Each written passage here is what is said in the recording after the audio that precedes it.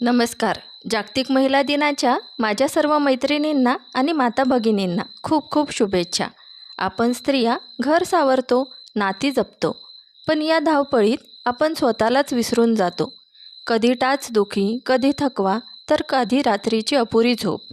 हे सगळं आपण नॉर्मल समजून दुर्लक्ष करतो बरं का. पण आजचा हा व्हिडिओ खास तुमच्यासाठी आहे. मी तुम्हाला असे 3 सुवर्ण नियम सांगणार आहे जे पाळायला तर खूप सोपे आहेत, पण त्यांचे फायदे आयुष्य बदलणारे ठरतील. तिसरा नियम तर सर्वात महत्त्वाचा आहे, त्यामुळे व्हिडिओ शेवटपर्यंत नक्की बघा. भारतातील जवळजवळ 50% स्त्रियांना रक्ताच्या कमतरतेचा त्रास असतो, म्हणजेच ॲनिमिया असते. नेहमी थकवा वाटणे किंवा चिडचिड होणे हे याचंच तर लक्षण आहे. त्याच्यासाठी उपाय असा करावा की रोज रात्री 10 काळे मनुके भिजत घालावे आणि सकाळी ते जाऊन खाऊन त्याचे पाणी प्यावे. शक्य असेल तर लोखंडी कढईतच भाजी बनवायला सुरुवात करा. यातून मिळणारे नैसर्गिक लोह तुमचे हिमोग्लोबिन झपाट्याने वाढवेल. व्हिडिओ आवडत असेल तर आत्ताच लाईकचं बटन दाबा बरं, जेणेकरून ही माहिती गरजूंपर्यंत नक्की पोहोचेल.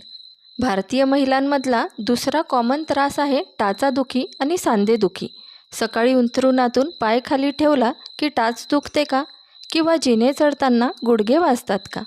तर यावर उपाय म्हणजे रोज रात्री झोपताना 1 ग्लास कोमट दुधात अर्धा चमचा सुंठ पावडर आणि चिमूटभर हळद टाकून प्या. सुंठ हा नैसर्गिक वेदनाशामकचं काम करतो. तसेच अंथरुणातून उठण्यापूर्वी फक्त 2 मिनिटे टाचांना तिळाच्या तेलाने मसाज करा. यामुळे वातदोष कमी होऊन वेदना थांबतात.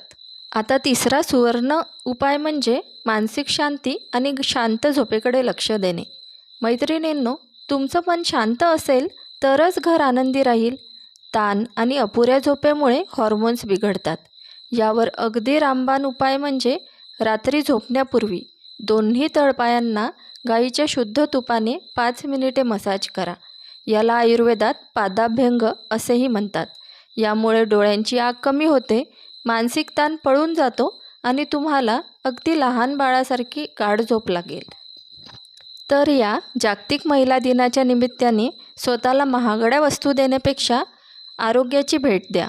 तुम्ही निरोगी असाल तरच तुमच्या स्वप्नांना पंख मिळतील. ही माहिती तुम्हाला कशी वाटली कमेंटमध्ये नक्की सांगा. आणि हा व्हिडिओ तुमच्या आईला, बहिणीला आणि खास मैत्रिणीला शेअर करायला विसरू नका. अशाच आरोग्यदायी माहितीसाठी आपल्या चॅनलला सबस्क्राईब करा. पुन्हा भेटूया पुढच्या व्हिडिओमध्ये. तोपर्यंत स्वतःची काळजी घ्या. धन्यवाद.